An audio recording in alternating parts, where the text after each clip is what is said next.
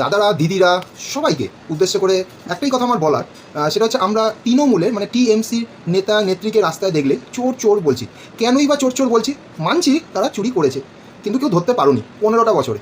তো একদিনে বেরিয়ে গেল চুরি, ভালো কথা, চুরি করেছে, তো তোমরা সবাই চোর চোর বলছো। কিন্তু যখন কোনো প্রকল্প দিয়েছিল তখন কিন্তু চুরির টাকাই তোমরা নিয়েছো। অতএব পুরো পশ্চিমবঙ্গে যারা যারা টাকা নিয়েছে চোরেদের টাকা, তারা প্রত্যেকে চোরের টাকা নেওয়ার ফলে ওই টাকা যারা হাত দিয়েছে তারাও চোর। অতএব চোর স্লোগান তোলার আগে তোমরা ভাবে আমরা সবাই চোর। মানে আমাদের মাননীয় মুখ্যমন্ত্রী তিনি একটা 11 পাতার ফর্ম বার করে আমাদের সকলকে পেশ করেছেন আজকে। তো সেই ফর্মটা থেকে আমরা কি বুঝতে চলেছি যে সঠিক ব্যক্তিরাই এই ফর্ম ফিল আপ করবে। ফর্ম ফিল আপ করার পর ভেরিফিকেশন হবে, তারপরে টাকা পাবে। সে কিন্তু সঠিক হতে চলছে। আমরা যারা নিজেদের মধ্যে কোনো প্রবলেম আছে, ত্রুটি আছে, তারাই এই জিনিসটা করতে ভয় পাচ্ছি, করবো না বলছি, এই টাকা নেবো না, এত বড় ফর্ম কেন ফিল আপ করবো, এই যুক্তি দাঁড় করাচ্ছি।